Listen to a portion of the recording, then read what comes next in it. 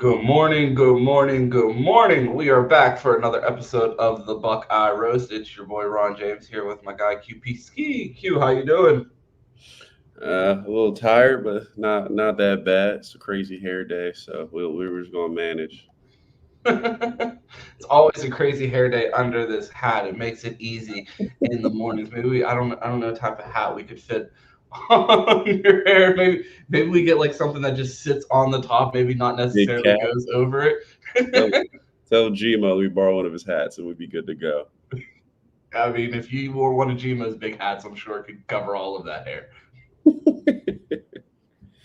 Oh man, but not too. Um, the Buckeyes are coming off a bye week. No game this weekend for the Buckeyes. I got the chance to enjoy my weekend where I didn't have to sit and watch college football the entire weekend. I did not watch a ton of football this weekend. Q, what did you do with your bye week?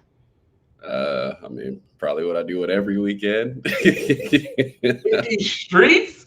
Just out. Me, yo, what do they call it? They call it networking. That's what we were doing. So we networking outside. So it was a good weekend. Can't complain. Got to watch the Texas and Georgia game. Probably the half of it at the bar. Saw a little bit of Alabama, Tennessee, but not too much. So definitely will rewatch that one. But I got to see some college football, so I'm satisfied. Apparently, Nico had some overthrows. I saw the best joke of the weekend on the timeline, and it said that Nico could probably overthrow the North Korean government. That's all right. No, no, not too many on my highlights. Not too many in the box score. So he's good. He's good in my book. before, But before we dive into these national topics, I wanted to get to some housekeeping. A big shout out to Emily for being the first one in the chat. I do have some bad news. While the Buckeyes were not able to play this weekend, one of our teams around here on this show did play this weekend, and they happened to lose in the Super Bowl. A big congratulations to the Niles Little Red Dragons on an awesome season. They fall in the Super Bowl. I got a DM from our guy Charles Green. So shout out to our guy Charles. Shout out to the Niles Little Red Dragons and congratulations on a great season. You know that's the team that we support outside of the Buckeyes. So shout out to Charles Green and his team and their great season. So big shout out to them. Shout out to Posh, another member in the chat. A big shout out to everyone that is tuning and I did not see a ton of college football this weekend. I did get to see a couple of the big games. Watched a little bit of the Yankees. My nephew is in the band, so I went to go see one of his competitions this weekend. I haven't been able to get out to see him all year, so shout out to them. They took first place at championships and swept every category. So shout out to my nephew and my high school band. Troy, with the most important question of the day early, did the little red dragons cover? That's I know they set. I know they set lines on high school football. I don't know. I don't know if they do it for little league in Ohio. There's some degenerate out there that has those lines. Yes, they did cover. So Yes, they did cover. So shout out to them. I know it's hard to get player props on little league football in Ohio, but if you're in Arizona, call Q and he can put those bets in for you. oh man, I wish I could. The Michigan passing under would be paying. I would have three houses by now. Well, let's jump into. Also, don't forget, I'm updating. If you're an audio person, I'm updating it today. It's on my list, so I'll get that done after the show. So definitely tune in there. Make sure you sub to both Spotify and podcast, where you get those downloads in there and listen to it while you're at work or you can't be by a television set or a phone or whatever. You can hear us talk every single day. All right, let's jump into it. So, Ron, got a lot for you. I got a good national slate with some questions, but I made them pretty easy, so you don't have to be an expert to answer these. But first Well, I one, am a Hall of Fame Twitter coach, so don't forget. all right. So first one is Sark. Just came off the Texas loss, but this has nothing to do with that game just yet. He believes that college football is at an all-time high in popularity. Ron, me, you, and the chat have been watching college football now for probably all our lives, besides before we could remember or talk or see. So outside of that, we watch a lot of college football. Do you think now, in all your time watching, college football is at its highest point right now? I mean, probably because the one thing that really does it for me is the content around the sport. And about 3 years ago, this great show started called the Buckeye Roast every morning at 8:20 ish.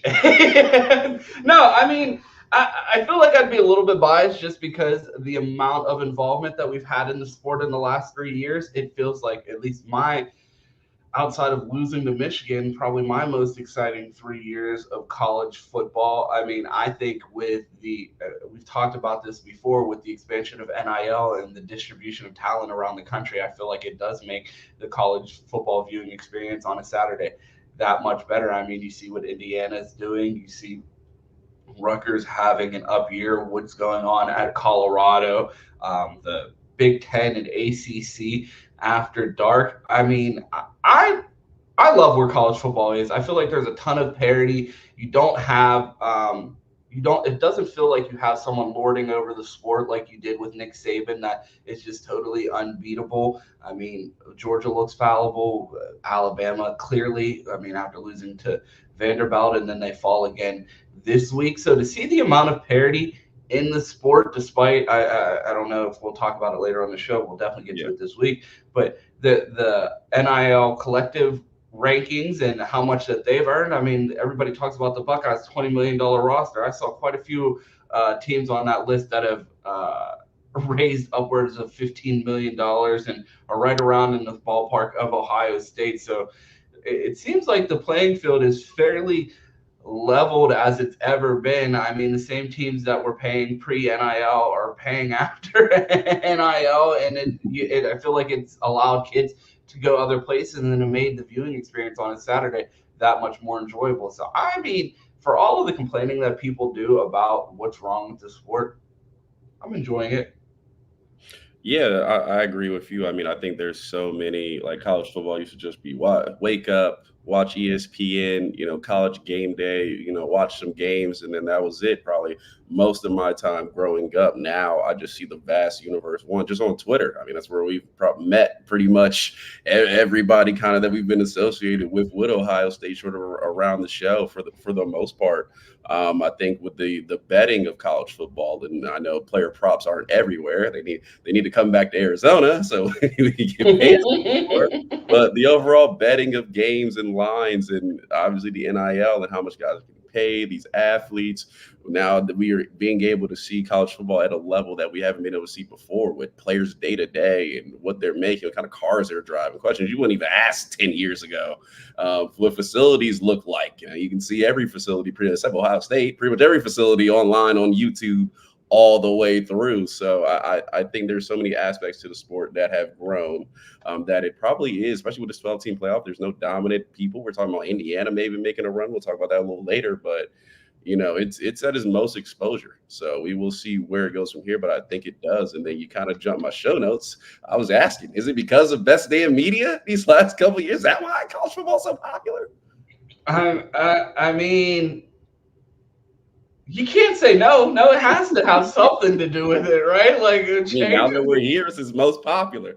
Needle movers. Yeah, you talked about pregame shows. How about the one on the Medicine Sports platform? There you go. Game Day who? No one was watching before that. What is Game Day? Yeah, right. College Game Day. They have a famous guy from Pittsburgh, just like the Menace to Sports platform. Ron James, Pat McAfee, tomato, right? Yeah, whole fact. So we'll do that. Okay, now Ron, this one I set up for you. So not many of us follow Arizona State football, but they had a. Speak for yourself. I used to have a Jaden Daniels and Chip Trainum jersey. It was split in half. Oh, you were ahead of the curve for the rest of us. Not a lot of us follow ASU football. I'm right down the street from the stadium, and I kind of follow a little bit because they're always on TV. But they had quite their weekend when it came to kicking. It was rough. I think missed like 4 or 5 field goals in the loss this weekend. So Ron, you made a pitch last week when it came to kicking for Ohio State, and I've talked to you a long time about Ron. You gotta come out here. We got it all. We got the weather.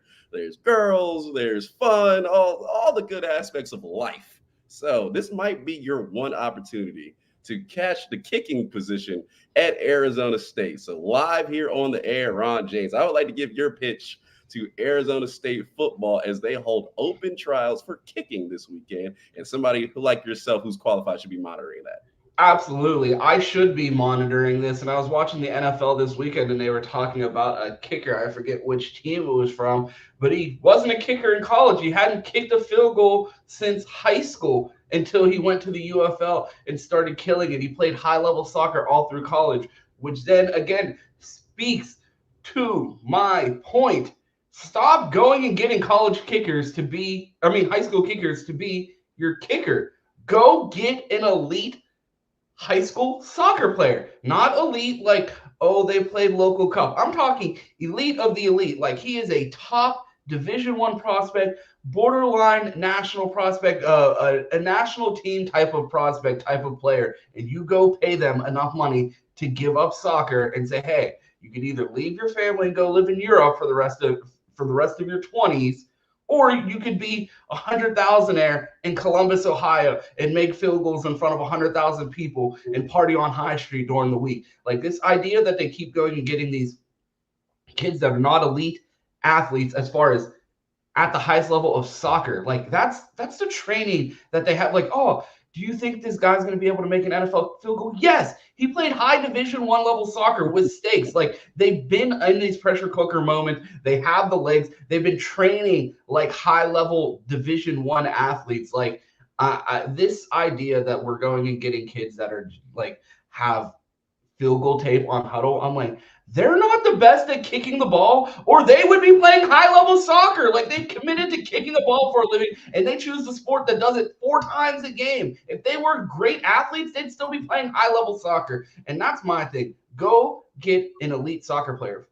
Forget tryouts for the university. Go steal someone off your soccer team. Like it's just unbelievable. And I continue to lobby for this. Any university that wants or needs help finding a kicker, I can do it for you.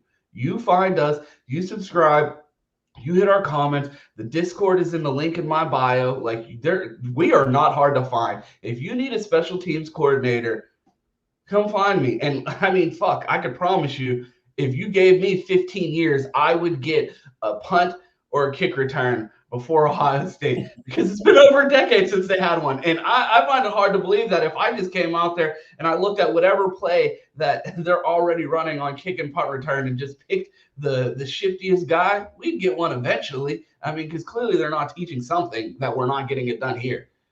Even if I don't know it, they're not teaching it at Ohio State. So who needs it taught at Arizona State? There you go. There's a lot of pass rush specialists. There's a lot of passing specialists out there on the Twitterverse. We have the kicking specialists here. So Coach Dillingham, go ahead and hit his DM. I will facilitate this visit. Make sure he has a good weekend, and I will also charge Asian fees, but y'all can afford it. Arizona State has plenty of money. Imagine the shows from Arizona State. Live from the field. Buckeye roast with the field in the background and the mountain right behind it. Couldn't beat it. I have to keep my hat on for all the snow down there. Gets a little cold this time of year. Yeah. But yeah, so there we go. We'll see if Arizona State can get their kicking situation figured out. Also, Chad, I wanted to ask you, we didn't put it, maybe we should put a poll, see if college football is at its most popular point among the chat, see what they have to say on that one. And then when you get a minute, head over to Ron James' Twitter, retweet that video, get us out there. You know, somebody who ain't in there, get them in here right now so they can tune in with the show with us. Okay. Wait, real quick before we go national, I did want to hit on some local news. If you guys missed it this past weekend, I didn't watch a ton of college football, but I did catch one game. The Best Damn Media Bowl was on Saturday. My alma mater, Slippery Rock Pride, took on the Cal U Vulcans, Cam's team, where he played in college. My alma mater was going into that game, the 6th ranked team in the country. They had not lost yet all season, and they fall to the Cal U Vulcans. They got their ass whooped. it was all bad. But the transition was I see Matt Miller talking about Kurt Signetti. Kurt Signetti, PSAC legend, used to coach at IUP, Indiana University of Pennsylvania. And while he was there, he faced off against one Truther Vandross and went 0-2. So if you need the answers, I mean, if you need the kicking help, you call me. If you need the answers to beating Kurt Signetti, hit our guy Cam because he is 2-0 after facing off against the Indiana head coach back during his PSAC days. So shout out to Cam, shout out to the PSAC, and man, shout out to my Slippery Rock Pride and their loss that they took. Hopefully they can bounce back and find a way to get it going before the Division II playoffs keep rolling. But man, shout out all our teams that were playing this weekend without the Buckeyes. Plenty of football to take care of us. There you go. Shout out to my alma mater, VCU, who is still undefeated because we don't have a football team, so we never lose. That was still searching for their first win of the season, too. Yeah, still searching for the first win, but I haven't lost. Fuck it. If you guys start a new program, your guy Mike Norvell will be available, so keep an eye out for it. Big time hire. We could do with that Virginia talent. It would move worlds. Okay, so I got a couple things here for this national slate. Let's jump into it. Okay, so Oklahoma. This is a little bit of a funny story now. So Oklahoma famously benched Jackson Arnold earlier in the year for Michael Hawkins. We talked about they were struggling, had that loss to Tennessee. Now, this weekend, they went down 21-0 against South Carolina. And then they said, Hawkins, you know what? Hit the bench, bring me Arnold. Since they have put Hawkins in as a starter, he has been 62% completion rate, 0 touchdowns, and 2 interceptions. My question, Ron, is should they have ever benched Jackson Arnold? Bruh, if I'm Jackson Arnold, I'm like, oh, y'all sure you don't want to go with Stephen Hawkins anymore? Like, like what are we doing here? Like, I know you're looking at everybody's side. I like, oh, now y'all need me. I mean, I feel like everyone had to see this coming, and it was so funny that like it felt like Oklahoma fans were so ready to like, we don't need Jackson Arnold. Look who we got. Like, we're fine. We got this true freshman that's better than him already. And the fact that they had to go back to Jackson Arnold already, I don't know. I saw Boog, who is an Oklahoma, Texas, Oregon fan, on Twitter say, I can't even lie about this anymore. I don't know where Oklahoma goes next, but it doesn't seem like Brett Venables has much time left there. I don't like, do you give him time to get it right? He's a defensive guy. They're really struggling on the offensive side of the ball. Do you believe that he's the guy to get it right, or do you think it's time for them to move on from Venables? I think you give Venables a little bit more time. He's a first-time head coach, so, or as far as I know he's a coordinator at Clemson for forever. So, maybe first-time job at a big-time school, but also I do know they let go of their offensive coordinator, so he is now out the door. So the sacrificial lamb has been put to the fire. So we will see if he can make a good hire at the end of the year, bring a guy in and get this train rolling. They did have a good year last year, and they have had success against Texas, but they need a quarterback to do that. So I'll say right the ship. I think probably give them after next season and see kind of what happens from there, because I'm not the one to be like, fire a guy. He's only a couple years in. Give him some time. But we will see on that. But transitioning over to a former Oklahoma coach, we got your boy Lincoln Riley. Did he make your top 5 coaches at the beginning of the year? Oh, no. Yeah, I wish. Okay, so Lincoln Riley is now 3-4 on the season, 1-4 in the Big Ten. So my question to you, Ron James, can Lincoln Riley have success in the Big Ten? Because he's losing to teams that I know he has immensely more talent than. I don't know. Like, do you see another Heisman quarterback coming down the pipeline? Like, I mean, Juju's committed for now. Like, I don't know if they're able to land him. And it feels like, okay, defense was the issue, but normally they had a Heisman caliber quarterback to save them. And without a Heisman caliber quarterback, what is Lincoln Riley? I don't even have a funny name to come up with. Like, is he PJ Fleck without a Heisman quarterback at this point? And I mean, I guess you could say recruiting is part of coaching. So, I mean, he gets the guy, so you do have to get him credit for that. So, yeah, man, it's crazy to see them struggle like this, but I also love to see it because Pac 4 that decided to come over, they were very confident in their ability to come in and dominate the conference. And to see what Oregon is doing right now, it's kind of disappointing because I mean you hear people talk about, the Buckeyes don't play anybody, the Buckeyes don't play anybody. The Big Ten's a cakewalk. They get free wins every year. And it's like, nah, that's fine. Then you look at what Michigan and Ohio State have been able to do to this conference, and Oregon comes over and takes it over in 1 year and is able to beat the Buckeyes. I don't think Michigan's going to put up any bit of a fight. It's kind of disappointing to see a conference with so much history just let 4 teams come in, and it looks like Oregon might be on pace to win it in year 1. Yeah, we'll see if they can get through unscathed. Obviously, still Penn State and Ohio State's hoping for a rematch. We'll see what happens there. But Oregon and Washington have had really good success. USC was one of the ones when they came over. I was like, okay, like they'll beef up the trenches. They'll look a little better. They'll come over and at least be competent. 1-4 is crazy. It's like, well, damn, shit. I mean, should I be surprised? I mean, they've struggled in the Pac-12, 2, 8, 4, whatever. I mean, every teams they've had, they've struggled over the years. But I was like, oh, coming to Big Ten, recruiting went up. I just don't understand, especially with the talent in California. If you took half the talent in California and just dropped it to Ohio, I swear Ohio State would never lose a game. Like, the Texas, the amount of talent in those states is just absurd.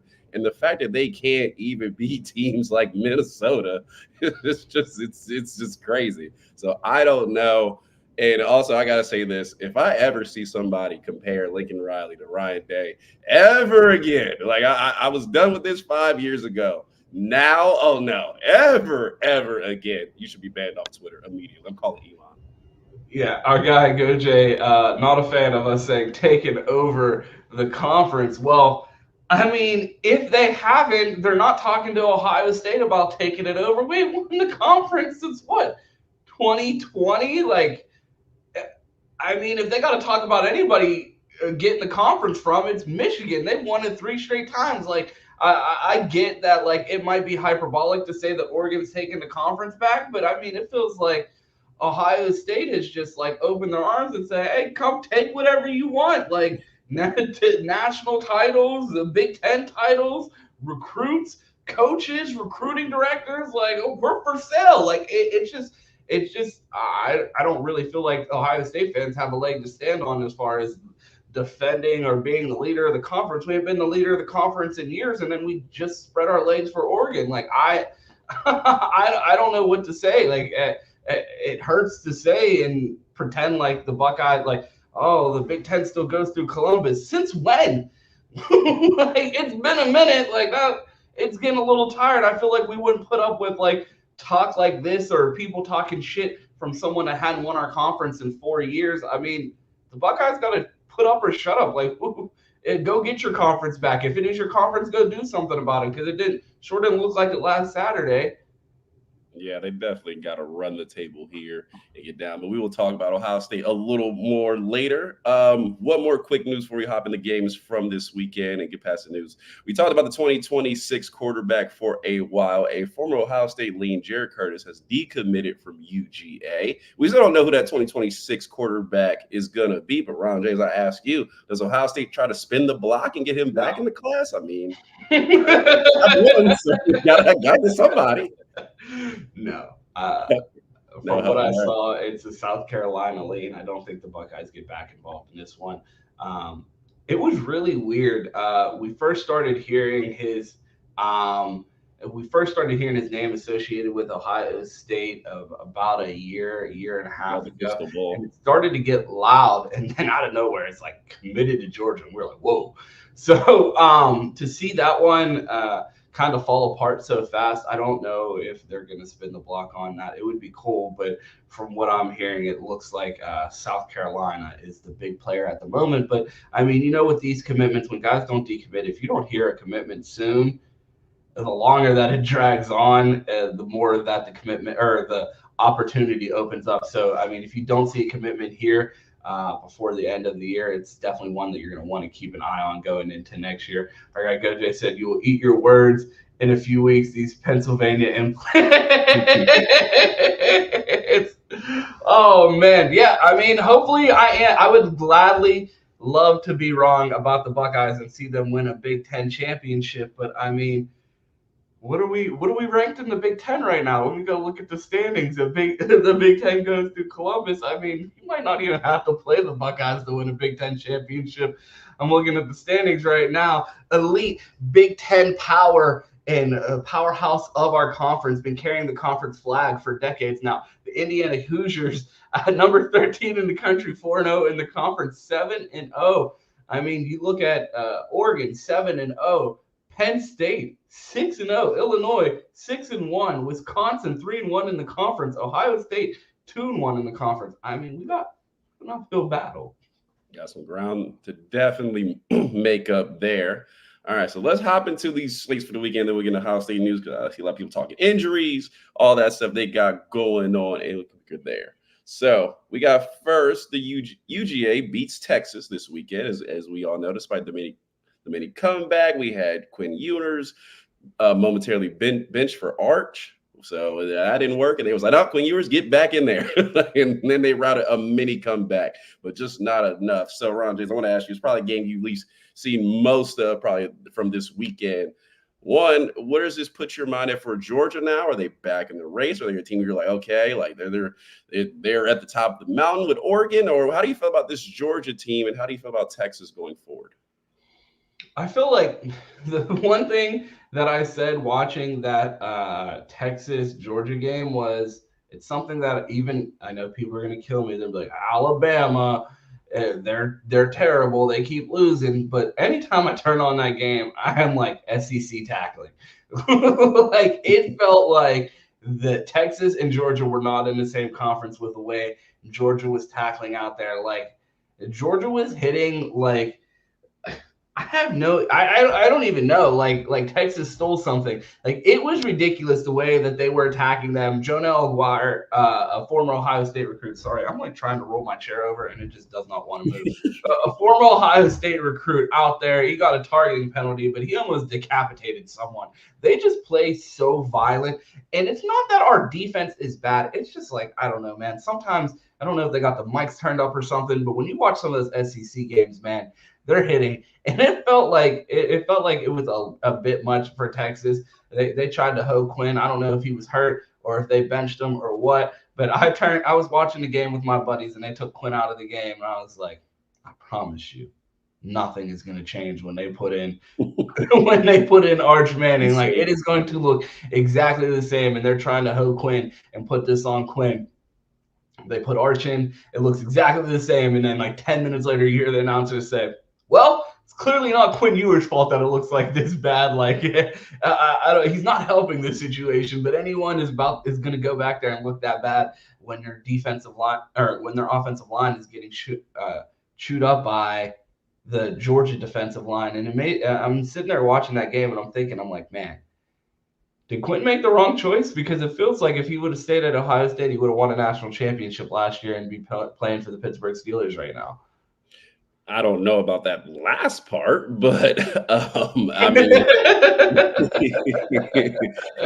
it did look crazy. I mean, obviously that's Texas welcome to the SEC moment right there. And yeah, I agree. The biggest thing I took from that game is the way that Georgia front seven looked. I'm like, damn, get Ohio State again, have just a front set. I mean, I understand the linebackers. They recruit linebackers like they have 5 stars that go there just to sit the bench. They're like, well, you had 3 5-stars the last 3 years. Nah, I'll sit behind them. Like their front seven is absolutely crazy in that defense, and obviously they just dominated and beat Texas up front. So again, I think Georgia is going to be a tough team to beat, but we know they're offensively challenged, and we will see where Texas goes from here. I think they'll be all right. I think they'll bounce back, but definitely we'll see. So moving on to the next. You talked about Bama earlier. They take their second loss to Tennessee. One thing I got to start with, man.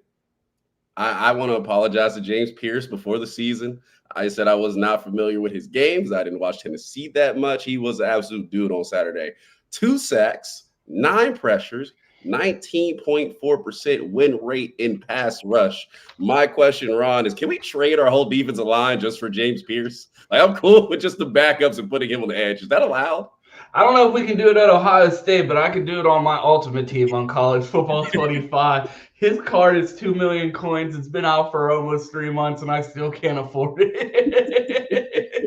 So I don't know if the Buckeyes could get him, but Ron's ultimate team might have him on the roster here in a few weeks. I mean, he is an absolute game wrecker. I was watching that game. I turned to my buddies and I was like, I see why that card's so good in the game. He was absolutely balling. I mean, and it hurts like when you watch across the nation the pressure that people were able to get off the edge, and you're just like, what is going on in Columbus? Yeah, and the one thing I take away is James Pierce is not a big dude. I think he's only like 240, 230. Like he's just so dynamic as an athlete. And I'll double check his weight. He's just so dynamic as an athlete. And I'm like, why are all our DNs like 6'5", 300 pounds? Like we don't need exactly a dude to be 280 pounds to rush the passer because JT is 280. I think Jack is what 265. It's just a lighter dude that's flexible, athletic, and gets after the passer. So double check me on the weight, but if I remember correctly, he's not that heavy. And he's an absolute dude and a game record. So my question is now for Tennessee, they have UGA, Kentucky, and Vandy left on the schedule. One loss to Arkansas. Do they make the playoff run? We're looking for maybe that third SEC team. We know Alabama now with 2 losses is going to be hard, but is Tennessee that third SEC team? Do you think they run the table? Oh, well, now they'll lose to Georgia, but do you think they make the playoffs? Are you confident that they lose to Georgia? I mean, we saw the way Georgia looked against Alabama in the first half. They're definitely prone to come out sleepwalking. So I don't know if that is a guarantee. I'm looking at the SEC standings now. I mean, are we ready to write Ole Miss off as the third team in the SEC? I still think that they're in there a little bit. I mean, they have 2 losses as well. Missouri, I'm not a big believer in them. So you're saying Georgia, Texas, Alabama? I think Alabama still has Mizzou, LSU, and Oklahoma. I think they're going to lose. That's what I mean. You're saying LSU still undefeated in the SEC. Texas A&M still undefeated in the SEC. A ton of one-loss teams. It feels like the SEC is still wide open. But I mean, could we see a scenario where Tennessee beats Georgia and we end up with like an LSU Tennessee SEC game with Georgia with 2 losses and Alabama with 3? Yeah, I mean, we could. I don't think Tennessee is good enough to beat Georgia, but I have been wrong before and I will be wrong again. But I think those last 2, Kentucky and Vandy, I mean, even if they lose to Georgia, that's only 2 losses. I think that's enough to get into the playoffs. I think Texas A&M will lose eventually, and we will see LSU might again be that. I don't know. That's a lot of teams and not at this point in the season. So, but I think if they lose to Georgia, beat Kentucky and Vandy, they got a good shot to get in. So I will say it's probably a probable, but we will see how the season ends out. So I don't know there, but also too, Alabama now sitting with 2 losses. They cooked. They still have Mizzou, LSU, Oklahoma. It's hard to rule Bama out, but damn, what do you want? That's what I mean. We talked about it earlier in the show about the parity within the sport. I mean, we have someone in the chat losing their mind because I said the Big Ten doesn't go through Columbus anymore, and it hasn't. I mean, when's the last time we played in a Big Ten championship game? It's been years. They're not on pace to play in the Big Ten championship game again this year. So I don't know why anyone's so bent out of shape by that fact. At the current state, the Buckeyes would not be playing in the Big Ten championship. So, I mean, crashing out over a 1-point loss or stating objective fact that they're not currently scheduled to be in the Big Ten championship game. I don't know, tomato, tomato. When it comes to the SEC championship game, we talk about parity around the sport. Alabama and Georgia, we just painted a scenario where neither one of those teams are in the SEC championship game. And we talked about a 12-team playoff. You would assume that it would have meant an automatic bid for Georgia and Alabama going forward. And we could see a scenario now. Alabama doesn't play in the SEC championship game and they fall to LSU before the end of the season. I don't see a 3-loss SEC team making it into the playoffs. No, I think they're out. So we will see there and see how that goes. But that's definitely going to be a good SEC run to close out the year. I want to get to the AP poll, then we can answer a couple Ohio State questions when we get out of here. So let's jump into that poll and update you on who's in the top 5. All right. So we have Oregon recently won Georgia, Penn State, Ohio State setting up a probable top five matchup next, or not week, but the next weekend. And Texas moves to five. Miami is at six, while I still believe is heavily inflated. You got Tennessee in there, LSU, Clemson now back in the top 10, and undefeated Iowa State. Ron, you look at that top 10. Any surprising thing jump out to you? Two Big Ten teams ahead of Ohio State when the Big Ten goes through Columbus, right? Don't worry, the get back will come. Minor setback for a major comeback. I think it's a pretty solid top 10. I mean, Clemson going on this run ever since you almost forget they played Georgia this season and got absolutely obliterated at all. That almost feels like last year. And then Iowa State making the top 10. It's a good shout out to them to be in there. And I'm still waiting for Miami to take that impending L. They survived over the weekend. We will talk about that again tomorrow. But then you got Indiana at 13. Indiana's looking dominant early. We will see. I mean, I think what does Indiana have on the schedule? I know they have Rutgers, and I know they have Oregon. Maybe I'll double check their schedule real quick, but they have a couple games here, so it's going to be interesting. And then Vanderbilt again, the top 25, still playing good ball. So anything from 11 to 25 that stands out to you? 11 to 25. Notre Dame quietly lurking as a playoff team in the shadows, with their only loss coming to NIU. That one's a bit intriguing. I do have Indiana's schedule here in front of me. They have a tough game, bro. On November 23rd, they play Ohio State. They could lose that one. One loss Indiana in the playoffs. That's really Michigan, no worries. So. Well, at least the Buckeyes should have the tiebreaker over them if they handle business on the way out. But I mean, shit, they have a top 5 matchup against Penn State coming up in 2 weeks. The Buckeyes lose that game, they are not playing for a Big Ten championship. Yes, it is a must win, and I live, unfortunately, now close to a lot of Penn State alumni that seem to all have moved here to Arizona, so that should definitely be a not fun game if I lose it, but hopefully the Buckeyes will come through, man. What are we talking about? We never lose twice in a couple weeks, so we'll be back. It's no worries there. Okay, let's get those Ohio State injuries and get up. Let's just hope this doesn't end like the last time we lost to Oregon early in the season. Yeah, everything's fixed. Everything's fixed.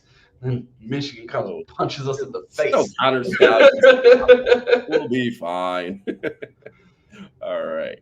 Okay, so Ohio State, a lot of people talk about the injuries. Quinshon Judkins himself has had hand surgery, but he's not expected to miss any time. I don't know if that's true or not true. I can only tell you what they tell us. But Quinshon Judkins, hand procedure. Expect this to be a worry going forward? Or you expect him to be okay, as the reports say? I mean, the report said that his hand was fine, and then he played, and then he had surgery. So I'm not believing shit. Lion Day, welcome back. Just had to start losing for him to get back into his old ways. So here we go. I'm going with we'll wait and see. Like, I well wishes, and I hope him the absolute best. But I mean, Ryan Day kept a torn ACL from us an entire season. So week to week.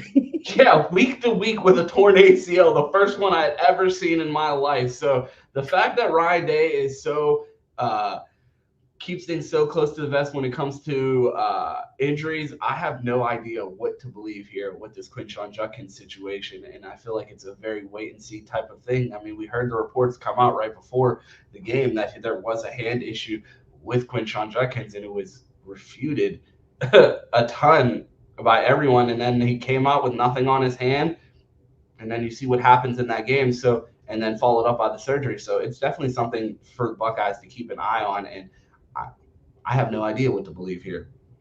Yeah, we will see. I also have heard Lathan Ransom. I haven't seen really any reports, but I've heard he is out as well for a few weeks. Doesn't sound good. Sounds like Jermaine Matthews will get his chance in the limelight, and we will move some guys around. So we got to see. The injuries look like they might be piling up a little bit here in from that Oregon game. It sounds like everybody got their ass whooped and left. So hopefully we get healed up pretty soon here.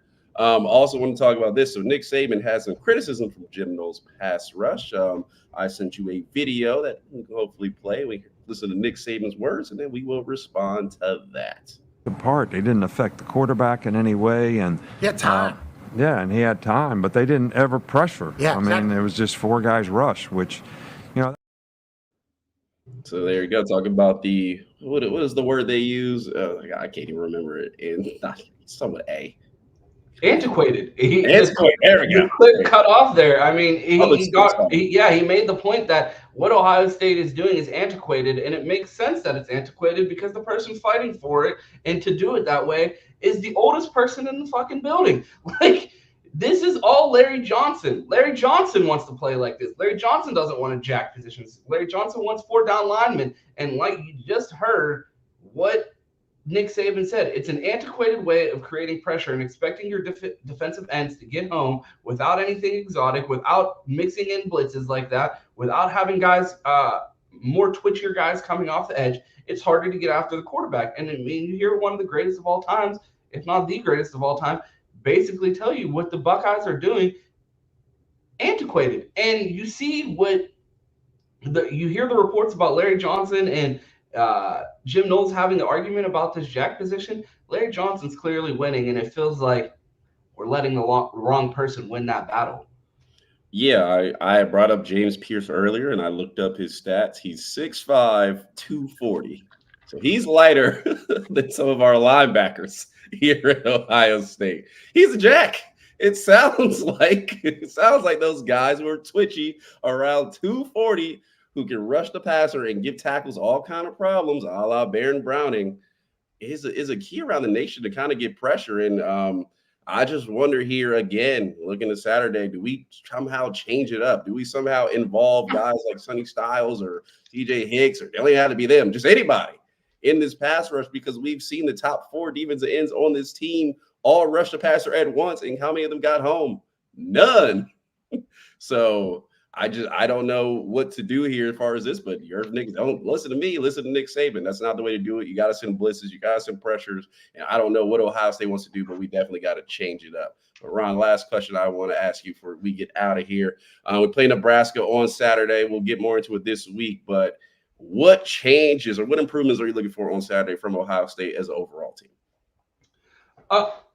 Focus and energy, a wake up. Like Ryan Day said, this isn't a wake up call. I mean, if they come out there sleepwalking, I don't know what. Someone needs to go grab Ryan and shake him, because I don't understand what they need. What do you classify as a wake up call? Like, bro, people have been calling for your job wrong. The people doing that wrong, but they've been calling for your job for years, bro. And for you to come out here and lose to Oregon again, a new person in our conference, and just be like, that's not a wake-up call. I mean, what would be a wake-up call? Do we have to lose Indiana? Do we have to lose to Penn State? Like, what is the wake-up? So I don't know. So, like, you said, do I expect to see changes? Probably not. Like, I mean, the change is the level of competition. I feel like the Buckeyes are going to go right back into autopilot mode, look like they did cruising into that game. Ryan Day, we've talked about it.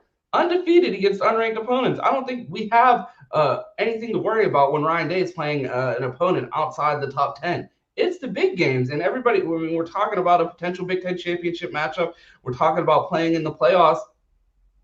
The Buckeyes are going to have to win big games. I don't know how much, and there's 200 people watching this show. There's tons of Buckeye fans that watch every weekend thinking about the national championship, the Big Ten championship, the playoffs. They're not worried about beating these other Big Ten bottom feeders. The Buckeyes know that we can win these games and should win these games.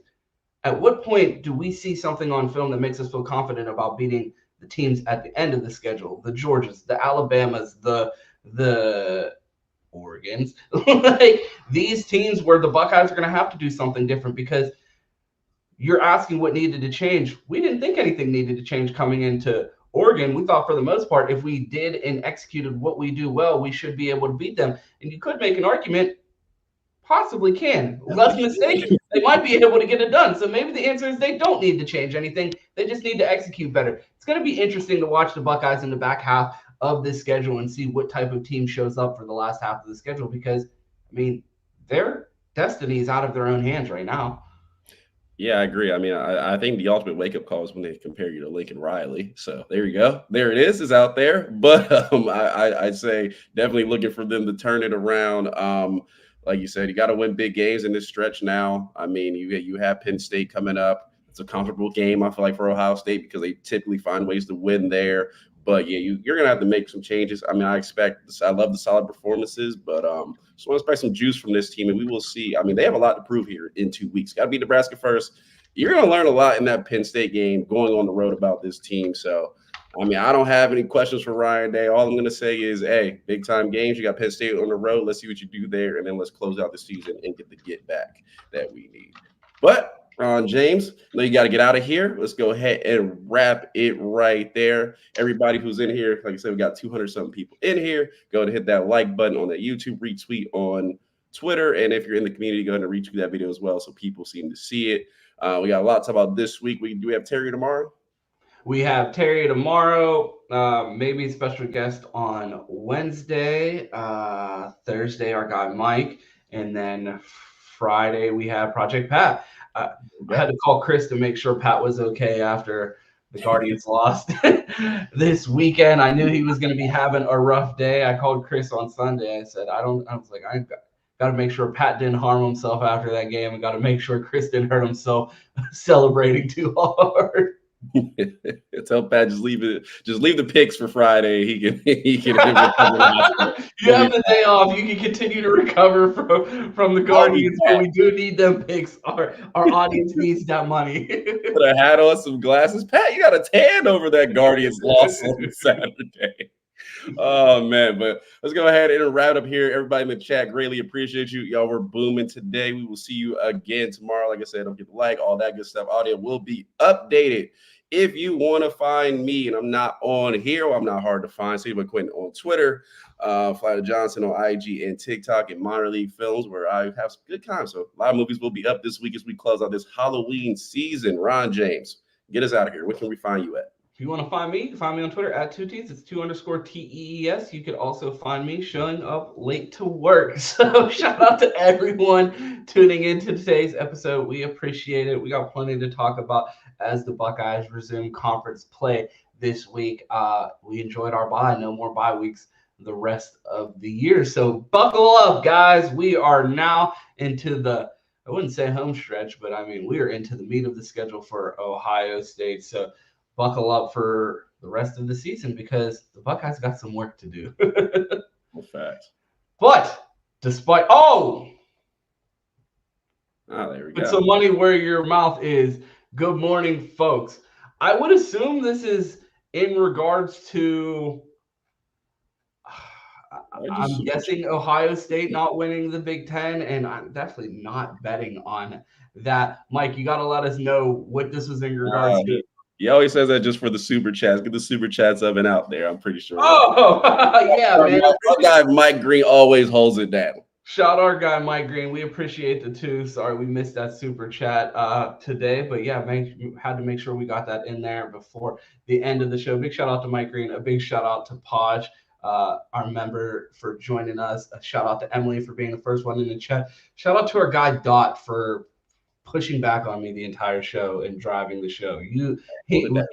Half drove the show today from the chat. So yeah, get involved in the chat and then you can change the direction. Hey, we got call-in shows. We'll see. We got call-in shows. We got to hear from you next time we do one of those. But yeah, I appreciate everybody in the chat. You guys were cooking today, so we appreciate you guys tuning in. And despite maybe the Big Ten not coming through Columbus anymore, it's still go Bucks, and of course, OH.